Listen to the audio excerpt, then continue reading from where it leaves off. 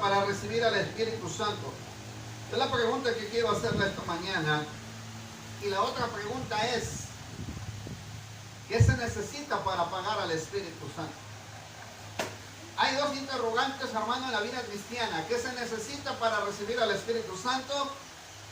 ¿Y qué se necesita para apagar al Espíritu Santo? Cuando usted vea este pasaje, se da cuenta, mi hermano, que es muy preciso lo que el Señor le dice al pueblo de Israel cuando se encontraba previo a la cautividad, mi hermano, en el profeta Jeremías, pero también en Ezequiel, hermano, cuando está viviendo la cautividad del pueblo de Israel, hermano, que fue tomado de su nación y llevado a la nación de Babilonia. Por 70 años Dios le permitió estar cautivo.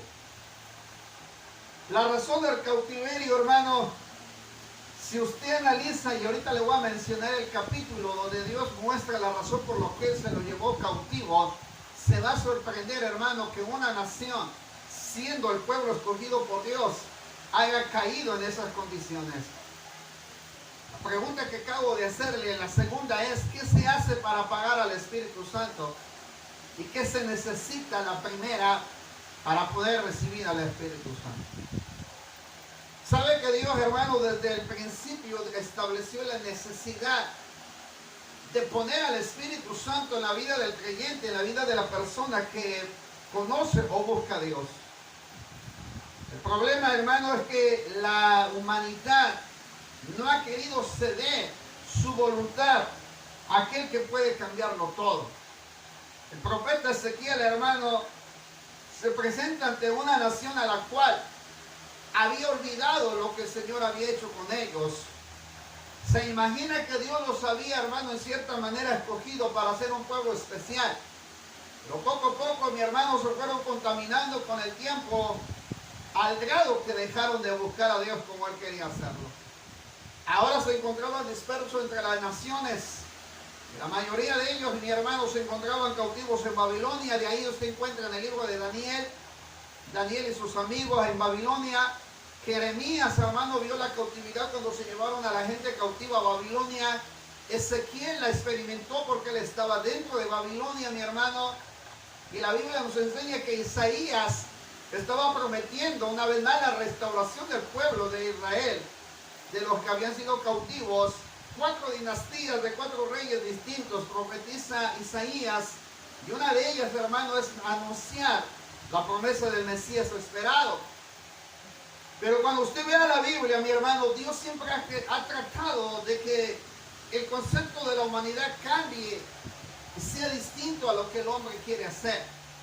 ¿No se ha dado cuenta que usted no puede cambiar por sí solo? Si usted se pone a analizar en su propia persona, se dará cuenta que no puede cambiar por sí solo. Así se vaya a todas las terapias de superación personal. Así es, mi hermano, se vaya con una persona que se dedique, mi hermano, a hablarle de la autoestima. A veces, hermano, nosotros como iglesia hemos caído en el problema de considerar la autoestima como una base de poderla transformar o cambiar el carácter de la persona sin poner a Dios, sin hacer que Dios sea el que pueda transformarlo. Muchas personas, hermano, tratan de tapar la herida, aunque la herida está por dentro. Así es la autoestima de muchos. Nada más, hermano, tratan de pensar que están bien, aunque la herida está por dentro. Y sabe que Dios, hermano, trata de obrar desde adentro hacia afuera y no es de afuera hacia adentro. El propósito del Señor, mi hermano, al mencionar el profeta este pasaje, es que nos muestra cómo sería el proceso para así, mi hermano, cautivar el pensamiento de quien oía el mensaje y poder entender el por qué Dios quiere restaurar y quitar lo que está dentro o dañando dentro de nosotros. Antes de comenzar las 4 cosas que le quiero mencionar, usted se ha dado cuenta que el rencor, el odio, la amargura, los celos, la falta de paz, el carácter descontrolado, la ira, el tener pensamientos ajenos, todo eso, mi hermano, es falta de restauración interna. He visto personas que pasan los años y se han amargado con los años. Algunos dicen, es que así soy yo. Hermanos, ¿y al caso alguna ocasión en su vida usted nunca sonrió? ¿Y el caso ni en su vida usted nunca se alegró por algo o se gozó por algo, disfrutó algo? Una vez en la vida se rió. Dejaría de decirme, o seríamos mentirosos, que si no un día usted se ha podido reír a carcajadas fuerte y decir, oh, como que me deshagué de todo lo que yo tenía dentro de mí. Hay veces, hermanos, que pensamos que de esa manera hemos dejado lo que está dentro de nuestro corazón. Y no es así. No es así, hermano. El propósito de este mensaje es que el Señor le enseñe y nos enseñe lo que Él quiere hacer con nosotros desde nuestro interior. Desde el interior. Dice el profeta, yo os tomaré. El propósito es que el mismo Señor tomaría a todos los dispersados en todas las naciones y pueblos para volverlos a reunir en su nación y para hacer de ellos el pueblo que Él un día había escogido como pueblo adquirido por Él. Y sobre algo que el Señor establece en ese pueblo es que el Señor muestra que Él es su Dios. Mire, hermano, lo que Dios pretende con el pueblo de Israel es entender que Él es Dios y que Él es su Señor de ese pueblo. Quiero que me ayude con la Biblia rápidamente. Éxodo 19, versos 5, 6. Deuteronomio capítulo 7, verso 6. Éxodo 19, versos 5 y 6. Si lo tiene, se pone de pie y lo lee rápidamente. Éxodo 19, 5, 6. Ahora pues, si diereis oído a mi voz y guardaréis mi pacto, vosotros seréis mi especial tesoro sobre todos los pueblos, porque mía es toda la tierra, y vosotros me seréis un reino de sacerdotes y gente santa. Estas son las palabras que dirás a los hijos de Israel. Amén. ¿Se da cuenta? Usted puede sentarse, gracias hermana. Se puede dar cuenta que el propósito de Dios es ser su Señor, ser su Dios y que ese pueblo fuera su nación santa, su rey, su precioso tesoro. ¿Cómo cree que se sentía el Señor? Que desde el tiempo antiguo lo libertó al pueblo de Israel, cautivo de Egipto, sacarlo de Egipto, llevarlo a una tierra que le había prometido, que lo encuentra en el libro de Josué, pero que conforme fueron pasando los tiempos, hermano, el pueblo de Israel desvió su mirada de Dios, desvió su corazón de Dios y se volvió, mi hermano, a las naciones extranjeras. El propósito de Dios era hacer un pueblo especial. Él era su Dios, Él era su Señor, ellos tenían que ser su pueblo. El problema es que se alejaron de Dios. La segunda pregunta que le dije, ¿qué se tiene que hacer o qué se hace para que el Espíritu Santo se apague? Es muy sencillo, aléjese de Dios y el Espíritu Santo se apaga. Así es sencillo. El pueblo se alejó de Dios. Deuteronomio 7:6, alguien lo tiene rápidamente. Deuteronomio 7:6 para que lo lea. Deuteronomio 7:6. Lo más rápido que pueda, por favor. Porque tú eres pueblo santo para Jehová tu Dios.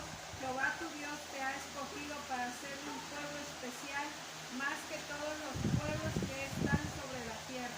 Porque tú eres un pueblo pueblo santo. Amén. Ahora quiero preguntarle, levante la mano los que son santos. Bendito Dios. Porque tú eres un pueblo santo. ¿Qué más dice, hermano? Léaselo despacito para que lo entienda. Porque tú eres pueblo santo para Jehová, tu Dios. Jehová tu Dios te ha escogido para hacerle un pueblo especial, más que todos los pueblos que están sobre la tierra. Tú eres para Dios un pueblo santo y te ha escogido. Dice la Biblia que el Señor, hermano, determinó en cada uno de nosotros el poderlo conocer. Según la Biblia nos predestinó para llegar al conocimiento de su palabra, pero Dios lo escogió a usted. No me elegiste vosotros a mí, dice el Evangelio según San Juan. Yo los elegí a vosotros. ¿Y para qué los elegí? Para que llevéis fruto y vuestro fruto permanezca. El problema es que nosotros no queremos ser ese pueblo santo. El problema, mi hermano, es que contendemos con el que nos llamó un día a la salvación. El problema es que no le queremos hacer caso al Dios que nos llamó y que te sacó de donde tú andabas. Si Dios dejara de estar en tu vida, mi hermano, no serías nada. Simple y sencillamente usted dejaría de ser. Si Dios se alejara de usted, simple y sencillamente, hermano, dejaría de ser nada. Hace unos días yo hablaba con cierta persona y le dije, ya te dije una vez, ya te dije 2 veces, ya te dije 3 veces. A partir de hoy, así le dije a la hermana, a partir de hoy, yo ya cumplí. Ahora tú y Dios contigo, pero a partir de hoy, yo ya cumplí. Hasta la fecha ya no me ha mandado un mensaje, ya no ha hablado, no ha venido a la iglesia, ha hablado con otras personas, menos conmigo. La pregunta es, ¿por qué evadimos al que nos llamó? ¿No ha visto personas que de repente no vienen a la iglesia, pero que evaden, saben que en su conciencia les redarguye el que tiene que venir a la iglesia, el que tiene que leer la Biblia, el que tiene que buscar a Dios, pero lo evade? ¿Qué es evadir? Hacerte como que sé que tengo que ir, sé que tengo que cumplir, sé que tengo que buscar, pero evadimos. Amado hermano, no sea como Adán y Eva cuando evadieron y se cubrieron con sus propios hojas de higuera. Ahora que he estado examinando más esa parte a profundidad, y un hermano me mandó un estudio, me dijo, hermano, se lo recomiendo para que lo estudie a profundidad. Cuando lo estaba examinando me llamó la atención porque dice la Escritura que ellos se cosieron hojas de higuera. No fue Dios, sino fueron ellos. La actitud de la humanidad cuando se aleja de Dios, hermano, es hacer lo contrario a la voluntad de Dios. Y la voluntad de Dios, dice la Escritura, es agradable y perfecta según Romanos capítulo 12, desde el verso 1 en adelante. La voluntad de Dios es agradable y perfecta. Entonces la voluntad de Dios es bendecir tu vida. La voluntad de Dios es que tú vengas a su casa. La voluntad de Dios es bendecirte. La voluntad de Dios es que busques tu rostro. La voluntad de Dios es que tu misma vida, mi hermano, se acerque a buscar a Dios. Pero cuando lo evade, usted está yendo en contra de la voluntad de Dios. ¿Y sabe qué hace Dios, hermano? Cuando usted va en contra, tarde o temprano, o se cansa Dios, o se cansa usted. Pero quiero decirle que Dios no se va a cansar, el que se va a cansar es usted. Vayas un día al río, si sabe nadar, vaya en contra de la corriente, y verá que la corriente lo va a arrastrar. Lo va a arrastrar. Tarde o temprano, si vas en contra de la voluntad de Dios, tarde o temprano, vas a ver lo que se siente alejarse de la voluntad de Dios. Dios les dijo 2 cosas importantísimas que no se le debe de olvidar. Será mi pueblo escogido, una nación santa, y van a ser como un precioso tesoro para mí. Es decir, Dios les ama tanto. Dice hasta dónde llega Dios al amarlos tanto, que ahora a pesar de ir en contra de su voluntad, todavía te sigue amando.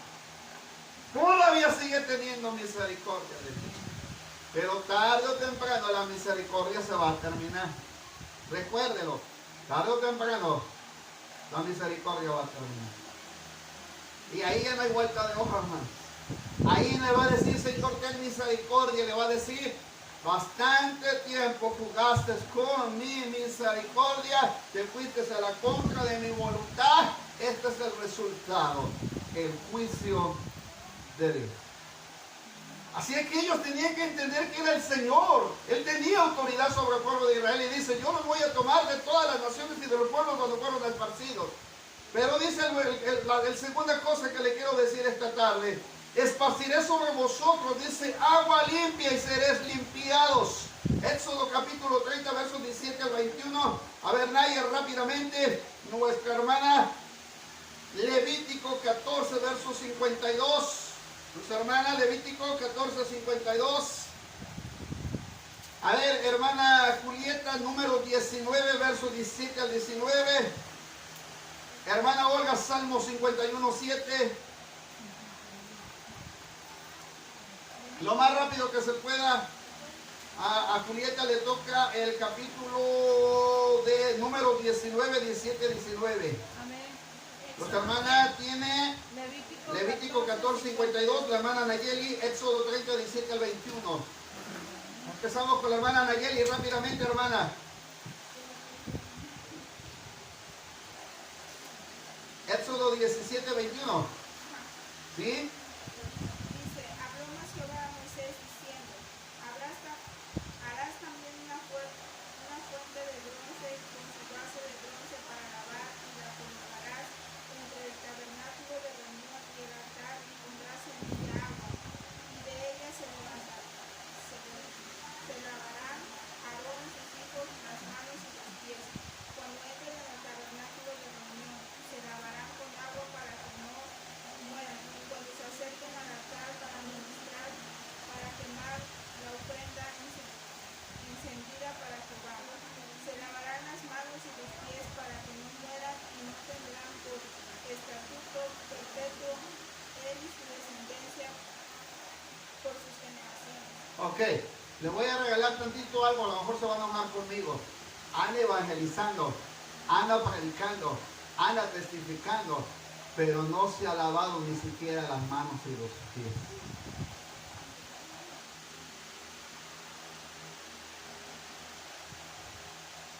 Un ciego no puede guiar a otro ciego. Yo oigo hermanos que dicen, ve a la iglesia, pero ellos no van a la iglesia.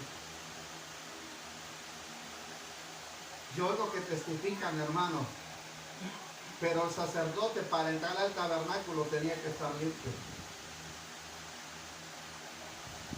Así alumbre vuestra luz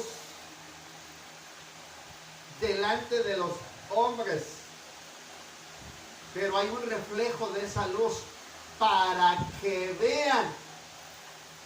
Así es que se tiene que ver. Si voy a su casa y le digo, hermana, invíteme un vaso de agua. He visto y ahora entendí por qué muchos no piden el agua en un vaso de vidrio. Porque es más factible ver las impurezas que en un vaso de plástico. A usted allá afuera anda testificando, hablando y diciéndoles, pero hay alguien que ve las impurezas. Hay alguien que examina el corazón. Y hay alguien que dice, ya me imagino al Señor moviendo la cabeza ahí arriba. Ay, hijo, si tú le estás compartiendo, mira tus manos y mira tus pies. Examínate. Le estás diciendo que cambia, que transformo, pero tú no has cambiado y tú no has sido transformado. Si tú dices que sana, si tú le dices a la hermana que vaya a la iglesia, pero tú no has ido a la iglesia, entonces ¿cómo vas a hacer recíproca esa palabra? Porque no hay una evidencia, porque no hay un resultado. ¿Para qué era la fuente? El famoso lavacro es la forma así de fuente. Tenía espejos en la parte donde se ponía el agua, en la parte de la canastilla tenía espejos. Se paraba usted de frente, en la base tenía espejos. Y aún si usted caminaba por un lado tenía espejos, si caminaba por el otro lado tenía espejos, y si se iba delante del lavatorio tenía espejos. Así es que Dios podía ver toda la impureza que había en la persona que iba a entrar al tabernáculo. Todo sacerdote que iba a entrar al tabernáculo, Dios le miraba. Ahora si te ha olvidado que Dios pone la mirada tanto de los buenos y los malos, ¿por qué cree que el evangelismo no es efectivo? ¿Y por qué cree que muchos no vienen a los plantas del Señor? Porque miran tus reflejos, porque miran tu luz, porque miran, mi hermano, como cuando el foco está incandescente y no es una luz transparente. Y entonces, mi hermano, el propósito del Señor era limpiarlos, porque sabía que el pueblo se había manchado con lo de las naciones extranjeras, y el Señor dijo: no, necesito volverlos a limpiar, necesito que se den cuenta que no podemos profesar un evangelio mientras nosotros no vivamos el evangelio. ¿Para qué le testificas a alguien si tú no vives el evangelio, si tú no te sometes al evangelio, si tú no buscas el evangelio como Cristo quiere que lo vivamos? Entonces, ¿cómo voy a compartir el mensaje si yo no estoy limpio? Cuando el Señor, ahora entienda lo de la Santa Cena y entienda lo de Juan capítulo 13, cuando el Señor llega a los discípulos en la última cena, ¿les limpió qué? Les limpió los pies, les quería limpiarles los pies, porque toda acción depende del reflejo de cómo nosotros vivimos en Dios. Toda acción tiene un reflejo de cómo vivimos en Dios. El Dios te bendiga, pero el que ni siquiera lo siente es una acción, es un reflejo. El que yo le comparta que no debe de robar y yo robo. El que yo le digo ven a la iglesia, pero no vengo a la iglesia, es una acción, y esa acción trae consigo un fruto. Por eso Jesús dijo: por sus frutos los conoceréis. Hermano, a mí no me interesa que tanto evangeliza, a mí dame frutos de tu evangelismo. Dame los frutos, eso es lo que a mí me interesa y eso es lo que a Dios le interesa. Ahora me va a decir: hermano, se convirtió a Cristo, pero voy a ir a ver a esa persona cómo se convirtió. Y esa persona a veces, hermano, por la misericordia de Dios y por el efecto de la palabra, Dios puede respaldar su palabra, pero no te puede respaldar a ti. Así yo puedo predicar su palabra aquí esta mañana, pero Él tiene el poder sobre su palabra. Pero una cosa, mi hermano, es que Dios respalde su palabra, pero otra cosa que te respalde a ti. Es muy diferente. Muchas empresas traen un logo. Aquí un ejemplo del Oxxo. ¿Se da cuenta cómo se distingue por el uniforme y las palabras que dice Oxxo? Pero ahora le quiero decir: ¿usted sabe cómo son sus trabajadores, cómo son sus empleados? ¿Cómo viven, qué hacen, qué no hacen? Ellos representan una empresa. Pues así representamos nosotros al Señor en el mundo, pero el propósito de Él era limpiarlos. Limpiarlos. ¿Para qué? Para pasar la siguiente cita. Para que cuando venga el perdido, allá donde estaba predicando, llegó un hermano y me dijo: hermano, aquí la colonia me conoce, mire, sabe que yo andaba tomado y andaba perdido y todo el asunto. Y le digo a la hermana, le digo al hermano: deme evidencias. No, que quiero mundo de las personas saben y todos saben. No, deme evidencias. No me diga cómo era y qué hacía. A mí deme evidencias. Y que se queda el hermano así. Los 4 días me estaba así interrogando: ¿por qué quiere evidencias? Sí, deme evidencias. A mí deme evidencias. No me diga que cómo vivía perdido, porque yo no sabía cómo vivía usted. A mí deme evidencias. ¿Cuántos frutos han venido de su conversión a Cristo? Al menos alguno de sus amigos con los que usted tomaba ya llegó al templo. No, pues no, entonces no fue un evangelio, no fue un testimonio eficaz. No es eficaz. No hay evidencias. En la conversión de Saulo hubo evidencias. Hubo evidencias en la conversión de Saulo, porque todos le tenían temor y sabían cómo era Saulo. Pero cuando Saulo empezó a testificar, ¿qué dice? No se querían juntar con él porque sabían cómo era Saulo. Pero cuando Saulo es transformado por el poder del Espíritu Santo y empieza a predicar el evangelio, Saulo empieza a tener resultados de su predicación. ¿Por qué? Porque ahora la evidencia se notaba, porque ahora él ya no hacía lo que antes hacía, pero ahora predicaba a Cristo de una manera diferente, y entonces eso causó la atención de la gente y se empezaron a convertir a Cristo. Y ahí la evidencia del por qué tenemos que estar limpios. Y ahí la evidencia de por qué tenemos que estar puros. Y ahí de por qué el Señor quiere usar vasos limpios. para honra, dice el apóstol Pablo a Timoteo. Si alguien quiere ser útil, debe de limpiarse. Debe de limpiarse. Amén. Segunda cita rápidamente, hermana. Ya casi termino. Segunda cita rápidamente. Levítico 14, verso 52. Y purificará la casa con la sangre de la avecilla, con las aguas corrientes, con la avecilla viva, la madera de cedro, el hisopo y la grana. Y purificaré la casa. Oh, primero se limpia el sacerdocio. Pero ¿a dónde se tiene que limpiar también? ¿En dónde? La casa. Ay, agárrese porque viene lo bueno. Llegué a una casa de un hermano allá donde andaba, me dice, hermano, la casa porque se oyen pisadas por aquí y por allá. Y le digo, mira hermano, comencemos, vamos a comenzar de abajo. ¿A dónde radica el problema? Es que mi hijo rebelde, es que el otro. ¿A dónde radica el problema? Si el sacerdocio está mal, ¿cómo cree que se encuentra la casa? ¿Cómo se encuentra la casa? Un reino dividido no prevalece. Aquí el hermano es un sacerdote. Aquí levanta las manos. Aquí puede decirnos todo santo en misa. Casa, ¿cómo está tu casa? Su hijo no busca a Dios, no ora, no quiere venir a la iglesia, no se quiere consagrar, tiene novia en conversa. Su hija ya lleva como 4 o 5 matrimonios quebrantados, divorcios, problemas. ¿Cómo está la casa? ¿Cómo está la casa? ¿Cómo está la casa? Reino dividido no prevalece. El ganadero demoniado le dice, después de ser liberado, aquel hombre primero dijo, no Señor, permíteme que yo me vaya contigo, mira, yo voy a ir a predicar, voy a ir a evangelizar, voy a ir a ir, Señor, tengo un testimoniazo de esos grandes, que mira, muchos van a saber que me liberaste del demonio, y mira cuántos van a venir a tu pie. Y el Señor dijo, no Señor, váyanse primero a su casa. Yo me sorprendo con todos aquellos y cuántos hermanos que andan ahí viendo los que testifican, que traen testimonio de poder, que era un narcotraficante, que era esto, que era lo otro. Yo no lo conocía, hermano. Yo no me voy por los testimonios, yo me voy por evidencias.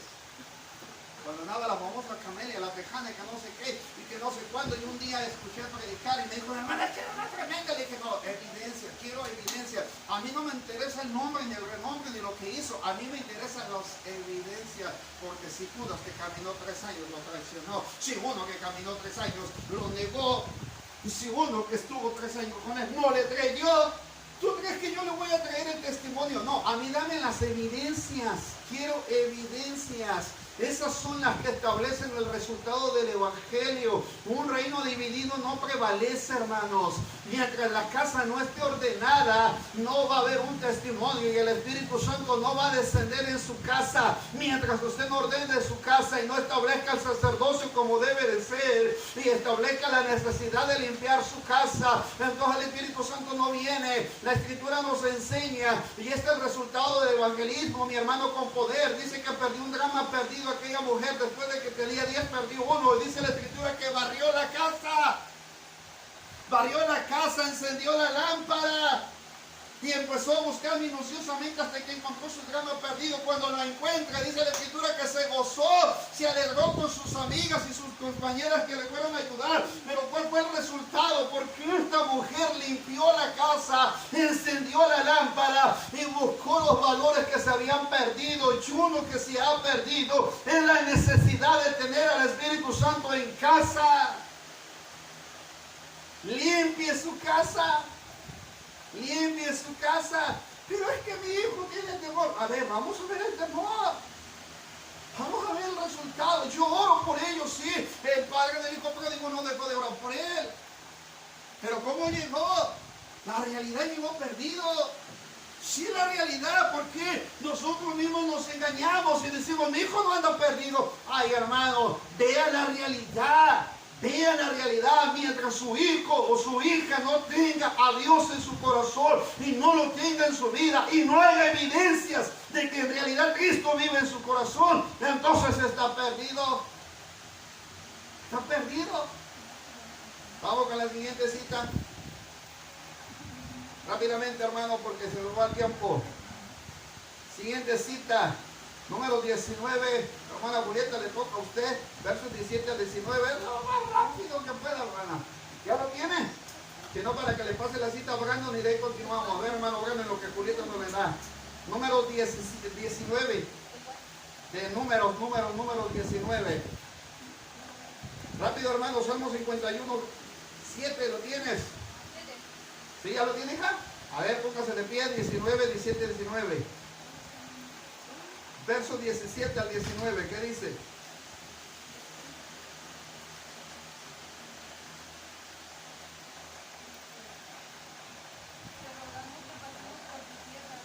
Número 19. ¿Sí? Ajá, número 19. A ver, espérame tantito, hermano. A ver, números, libro de números. ¿Sí? Número 19. Se encuentra la purificación de los inmundos. Capítulo 19. ¿No? A ver, número 19, el versículo 17 y 19. Verso 17. No, hija. Número 17, verso 19 dice. Es Números, capítulo 19, verso 17. A ver qué dice.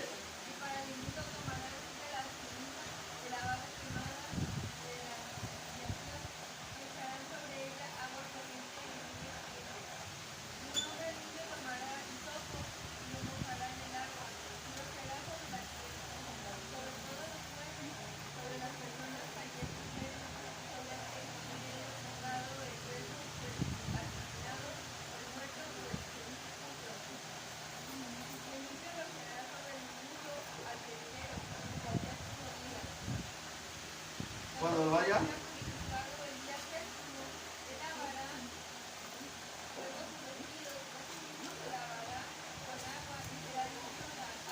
Ok, el que esté limpio. Se limpia el sacerdocio, se limpia la casa y se tiene que limpiar uno como individuo. Así que Dios le agrada el sacerdocio limpio, la casa limpia y uno como individuo tiene que estar limpio. Ahora escuche esto, lo que habla Pablo de la analogía del matrimonio. Si tu esposo inconverso consiente en vivir contigo, no lo deseches, porque no sabes, mujer, que tú santificas a tu marido. ¿Qué es la palabra santificar? Limpiar. ¿Y cómo se limpia? ¿De qué manera? Por el poder de la palabra, por la sangre de Jesucristo, por el Espíritu Santo, que permite que esa persona pueda llegar al conocimiento, pero para eso la persona tiene que estar limpia. Para eso la persona tiene que estar limpia. Ahora ya entendió por qué el esposo no quiere venir a la iglesia. Ahora ya entendió. Mi esposo no quiere venir a la iglesia. Párate en el lavabo, mira los espejos y mira a ver si estoy limpio del lado derecho, si está limpio del lado izquierdo, la parte del frente, la parte de atrás está limpio, porque si tu luz alumbra, porque así vuestra luz tiene que alumbrar para que vean vuestras buenas obras y van a glorificar a quién, y van a glorificar a nuestro Padre que está en los cielos. Escuché un inconverso decir: si hay alguien a quien más le tengo temor en este mundo, es a mi esposa. ¿Por qué? Le pregunté. Porque cuando esta mujer se mete a buscar a su Dios, se arrodilla y clama, cuidado, porque se estremece, hasta se me enchina y se me eriza la piel cuando esta mujer se pone a orar. Un día llegué tomado a mi casa, dice, ya llegaba dispuesto a querer a golpear, llevaba coraje contra ella, porque cada que yo llegaba tomado, le encontraba ahí hincada en un sillón, y él estaba pidiendo misericordia por mí. Pero era que yo abrí la puerta y entré, y de repente cuando yo ya llevaba mis botellas, las puse a un lado con mucho cuidado, empecé a repuntar el cinturón, ya me iba a ir sobre ella, cuando de repente empezó a escuchar que dijo: Señor, Señor, santifica a mi esposo, perdona a mi esposo, cambia la mente de mi esposo, transfórmalo, Dios, mira, ten piedad de él y ten misericordia. Pero una cosa te pido, si él un día quisiera ponerme la mano encima, que conozca quién eres tú, Señor, porque tú tienes poder. Aleluya. Hermano, el varón de tomado que iba se enredó entre los pantalones y los pies, fue a dar al suelo, fracturado en 3 partes, la muñeca, el codo y el zapato, la fracturó en 3. La otra mano, hermano, le quedó torcida así, se fracturó de acá arriba, se fracturó los 2 tobillos. No le tengan miedo a que mate el cuerpo. Amén, aleluya. Ahora el varón va a la iglesia. Lleva evidencias. Lleva evidencias. Placa acá, placa acá, placa acá, placa acá, placa en los tobillos. Lleva evidencias. Ahora ese varón testifica. Caga sus radiografías. Que le dicen un día yo quise golpear a mi esposa. Iba decidido a golpear. Pero como mi mujer era una mujer santa, Dios no permite que toque a nuestra santa. Cuando Él no quiere que se nos toque, no se toque. Y yo he comprobado de que mi mujer es una mujer santa. Hermanos, necesita que la persona esté limpia. ¿Quiere que el Espíritu Santo venga a su vida? Necesitamos un sacerdocio limpio. Queremos que el Espíritu Santo venga a nuestra vida. Necesitamos nuestra casa limpia.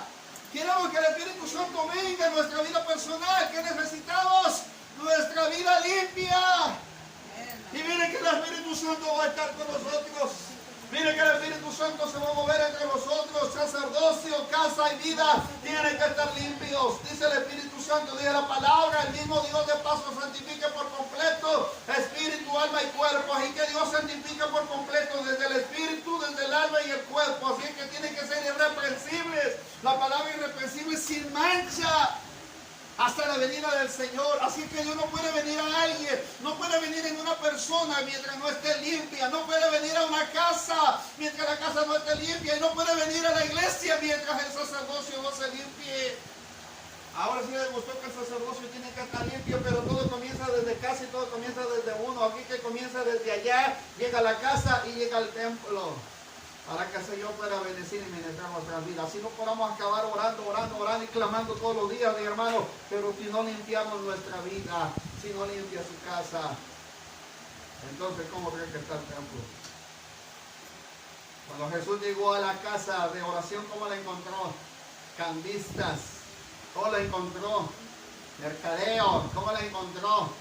La encontró, mi hermano, con negocios adentro. Y el Señor dijo, mi casa será llamada casa de oración.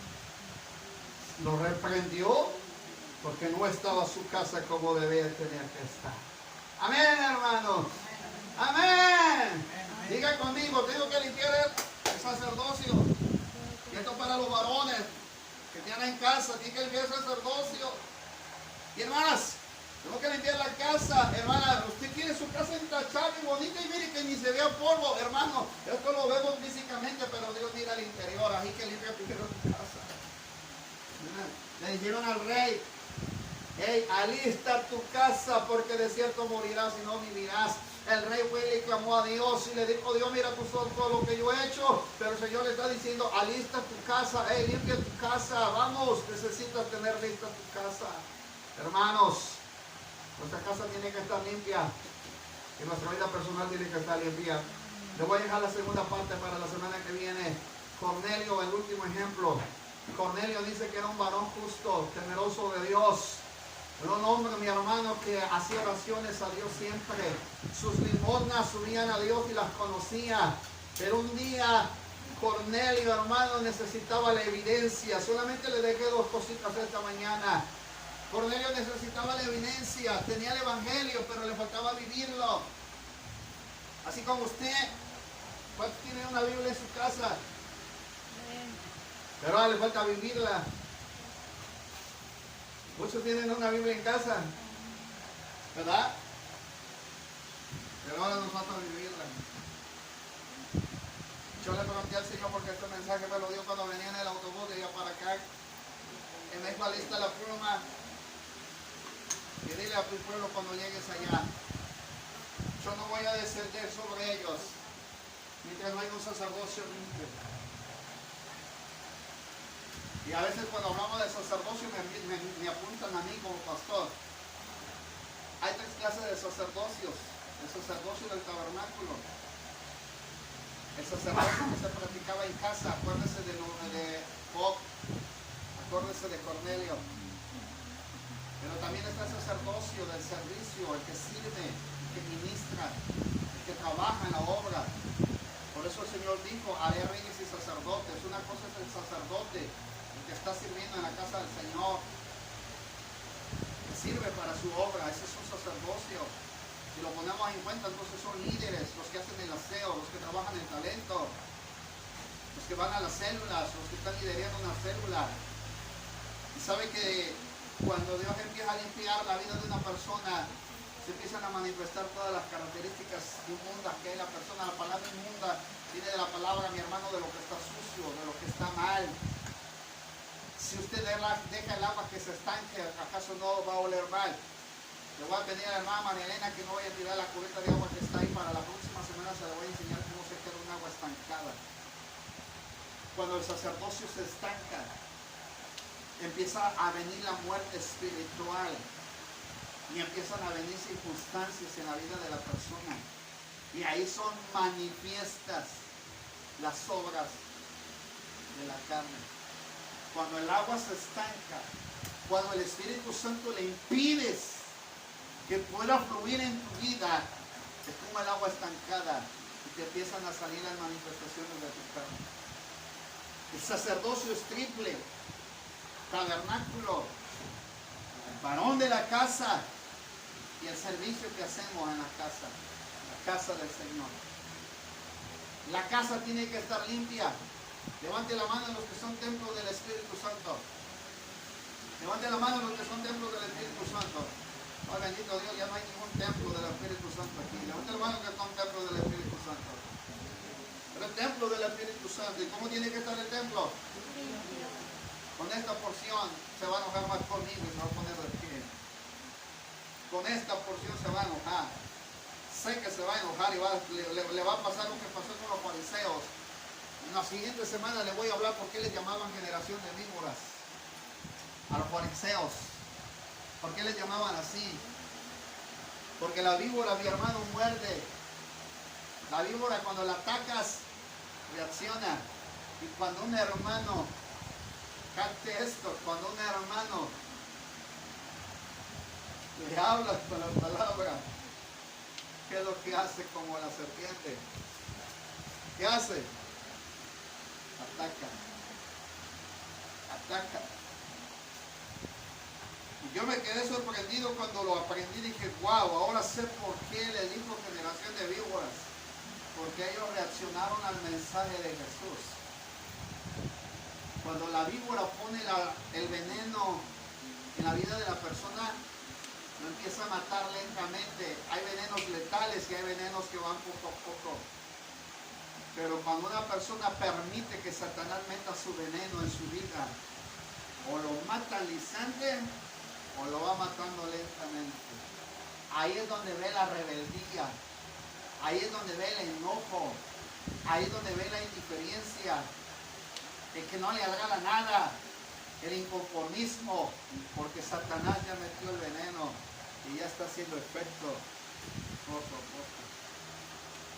El antídoto, mi hermano, es la sangre. Lea la clave para quitar el veneno del cuerpo humano. Si le hubiera mordido aquí y aquí quedan los dos orificios, si hace una fisura, una incircuncisión, se corta, se absorbe el veneno y se escupe para que la persona no quede infectada. Si el veneno ya caminó y empezó a caminar, hay que estrangular la parte donde esté corriendo el veneno, hay que detenerlo. Pero una cosa sí le digo, si el veneno es letal, si me haya picado aquí, hasta donde llegue, esta parte se va a morir por el efecto del veneno. El Espíritu Santo dice, les daré una nueva vida. Pero para que eso pase, tiene que sacar todo lo que está dentro. Hay que detener el veneno, hermano. Si no, el veneno te va a matar. Escuche lo que dijo el Señor. Ahí entendí por qué dijo, la letra mata. La letra mata, pero el Espíritu vivifica. ¿Qué se necesita? Que el Espíritu Santo actúe en nosotros. Para que el Espíritu Santo pueda cambiarnos y transformarnos y sacar lo que nos está dañando, necesita actuar en nuestra vida. Por eso dice, póngase de pie y lea la Biblia conmigo. Segunda carta a los Corintios, su capítulo 6. Todos los que somos templo del Espíritu Santo, necesitamos comenzar con esto. Segunda de Corintios. Segunda de Corintios, capítulo 6, versículo 14, ¿lo tiene? Segunda de Corintios, capítulo 6, verso 14. ¿Por qué escribió Pablo acerca del yugo desigual? El pueblo de Israel estaba siguiendo otros dioses antes que seguir al Señor. Se consideraba como adulterio espiritual de seguir otros dioses. A Dios no le gusta que usted siga otros dioses. Dios es celoso de su santidad y de su pueblo. ¿Qué dice? No os unáis en yugo desigual con los incrédulos, porque qué compañerismo tiene la justicia con la injusticia, y qué comunión la luz con las tinieblas. ¿Qué comunión hay luz? ¿Qué comunión hay la luz con las tinieblas? Cuando una hermana está en luz, no la soportan en casa. Cuando el varón es de Dios, no lo soportan en casa. ¿No se ha dado cuenta cuando lo están criticando y lo están juzgando? Cuando usted está buscando a Dios y se está metiendo a buscar el rostro del Señor, sus familiares no lo soportan. Porque hay una luz que se está alumbrando, pero hay unas tinieblas que se están oponiendo. Amén.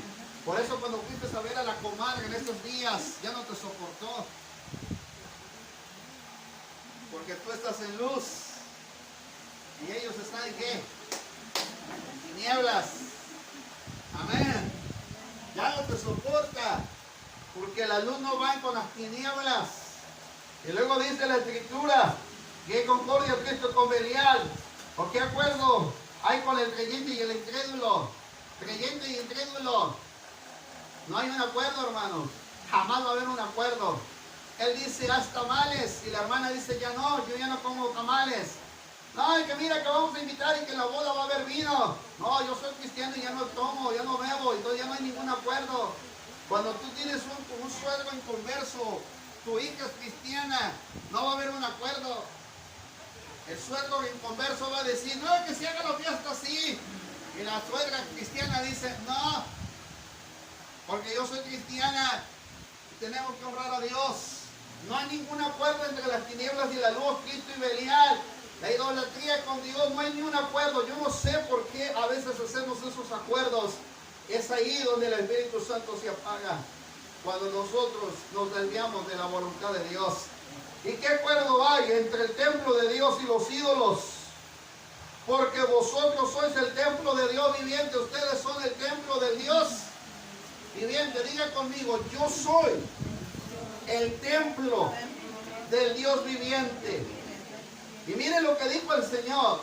Como Dios dijo, habitaré y andaré entre ellos. Dos palabras que no se le debe de olvidar. Habitar y andar. Ahora voy a concluir para que pase acá. La otra parte se la digo la semana que viene. Habita y anda. El Espíritu Santo habita y anda contigo. Habitar es cuando hace morada, cuando se deleita estar contigo. Pero también anda, acciona, camina, va donde tú vas. Andaba en la playa comiéndose un coco bien frío. Mientras estábamos en la cruz, En la cruz, lo primero vi la luz. Pero la hermana no estaba viendo la luz, sino estaba viendo allá el horizonte con un poco, la banana allá entre la playa, gente que se metía al río, gente que se metía a la playa, otros allá turisteando, y mientras cantábamos, en la cruz, lo primero vi la luz. Yo no pude venir a la iglesia porque vinieron mis familiares. Y como los tengo que atender y nada más me vienen a ver una vez al año, por eso no vine a la iglesia. Yo primero vi la luz y al macho de mi alma yo la ve. Fue ahí por fe, yo vi a Jesús y siempre feliz con él seré. Yo no puedo venir porque, hermano, si usted supiera, yo no lo sé, pero él sí lo sabe y él sabe que no va a orar, pues él salió que hizo una cruz. Porque si lo hubiera mal orado. Hija, si me vas a venir a visitar, venme a visitar pasando la semana mayor porque hay 15 días de vacaciones. Si me vas a venir a visitar, mira, no es que no te quiera yo atender, mira, te voy a atender como que te mereces, pero la semana mayor es el día en que yo voy a ir. Y tú lo sabes a dónde voy a ir. Y no eres ajeno a dónde voy a ir. Voy a ir a honrar a aquel que dio la vida por mí. Se estaba ahogando el niñito y usted va a dar la vida por el niño que se estaba ahogando. Pero acuérdese que alguien dio la vida por usted. Una cosa es que muere y otra cosa es que el alma se entiende. El Espíritu Santo es muy celoso del templo de Dios. Y Él no tan fácilmente mora y habita con los que quiere estar. No tan fácil, hermano. Hace morada eterna con nosotros. Quiere venir acá al frente. Tienes que limpiar tu sacerdocio, tu casa, tu vida personal. Si no, el Espíritu Santo no viene. No venga acá, no te pase. Si tú no limpias tu sacerdocio, si tú no limpias tu casa, si tú no limpias tu vida, Él no camina contigo. Él no hace nada contigo. Ahora es tiempo de reconciliarse con Él, con el Espíritu Santo. Es una persona, recuerda, el Espíritu Santo es una persona muy